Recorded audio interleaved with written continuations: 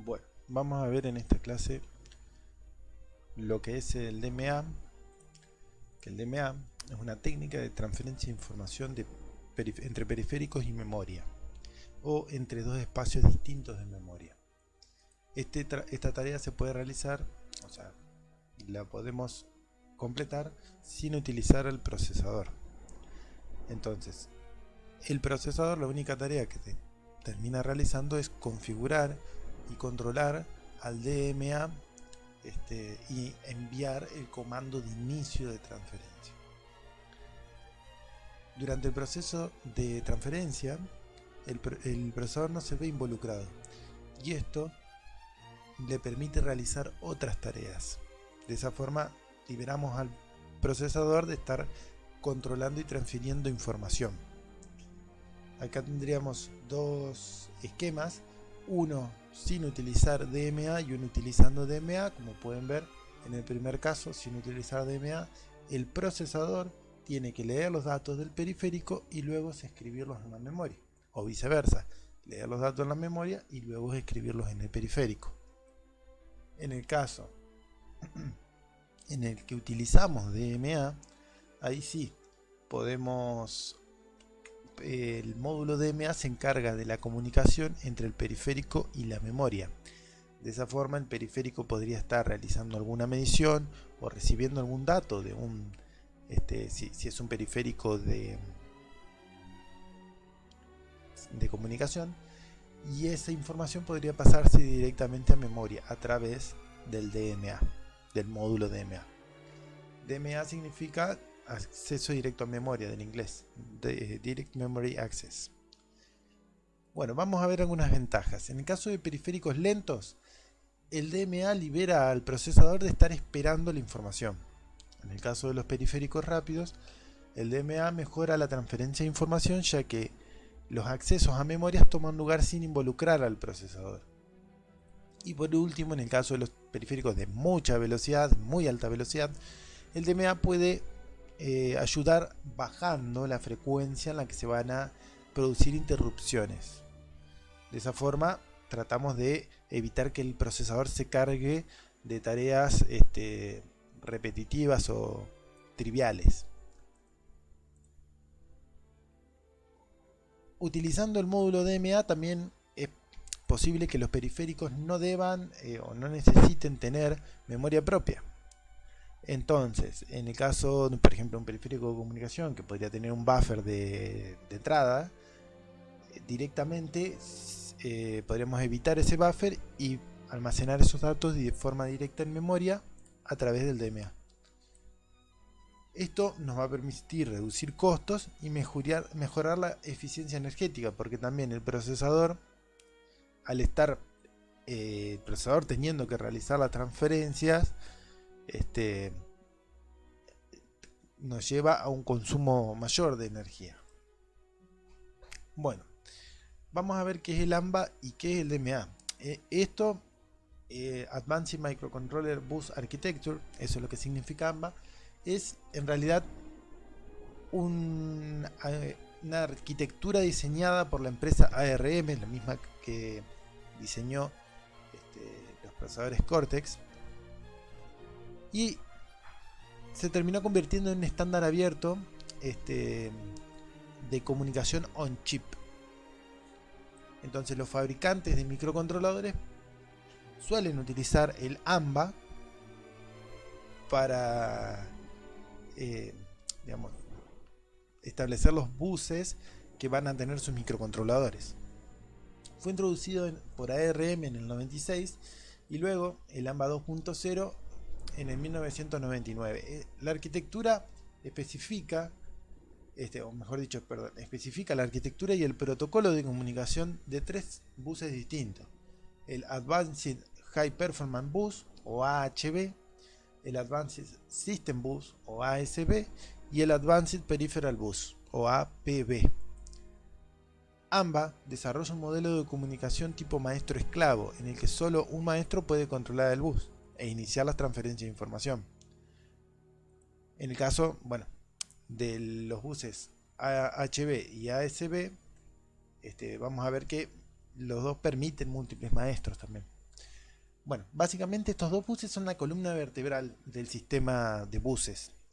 Tienen una alta performance y funcionan a alta velocidad. Soportan operaciones pipeline, o sea, como que se pueden encolar operaciones. Ustedes recuerden que el procesador, el pipeline del procesador realizaba el fetch, el decode y el execute todo a la vez, entonces eso permitía un mejor uso del hardware y una mayor eficiencia energética y del uso del procesador. En este caso es similar, pero con el bus. Permite alcanzar un gran ancho de banda y realizar transferencias de tipo ráfaga. El APB es un bus un poco más simple, consume baja energía y de un ancho de banda que es adecuado para los periféricos. Como le dije, es de menor velocidad, como para los periféricos tipo timer, ward, SPI, entre otros. A diferencia del AHB, el APB no tiene, digamos, la información tipo PyPlanets, y los periféricos siempre van a actuar sobre el APB como esclavos. Nunca van a poder actuar como maestros. Ahora vamos a ver quién es el maestro en el caso del APB. Volviendo al AHB por un momento, el AHB tiene conectado un bus matrix, que es el que se encarga de que ningún módulo bloquee la transmisión de datos, porque al tener varios maestros hace falta un módulo árbitro que evite que varios maestros quieran acceder al bus de forma simultánea. Entonces ese árbitro es una matriz de bus. Acá tenemos un esquema. Del lado izquierdo tendríamos lo que sería el AHB y del lado derecho el APB. El bloque que une estos dos buses se llama puente AHB-APB o bridge. Este puente permite a los maestros del AHB comunicarse con los periféricos del APB, incluso si usan protocolos de comunicación distintos. Y este puente actúa como maestro en el caso del APB, ahí apareció cuál era el maestro en el bus APB, y en el caso del AHB va a actuar siempre como esclavo. Sobre el DMA, junto con el AMBA, el controlador DMA reside siempre del lado del bus AHB y actúa tanto como maestro como esclavo, tanto de maestro como de esclavo, ¿no es cierto? Y generalmente tiene dedicado un puerto para cada tipo de operación. Va a actuar como como esclavo en el caso de que reciba datos y comandos del procesador. Ahí el procesador va a ser siempre su maestro, y va a actuar como maestro para iniciar transferencias con otros módulos del bus AHB o a través del puente AHB-APB. El controlador DMA frecuentemente maneja varios canales que se pueden programar de manera independiente, aunque compartan siempre la misma interfaz contra el bus AHB. Todos estos tienen una propia interfaz contra los periféricos. De esa forma es posible que se realicen transferencias simultáneas entre periféricos y sin hacer uso de la comunicación entre el DMA y el bus AHB. Bueno, en realidad hay dos tipos de transferencias. Uno sería el tipo que se llama flow through. En ese caso, el controlador DMA realiza una lectura del dato del periférico, lo aloja en un registro interno del DMA y luego realiza una escritura del dato en el lugar de destino.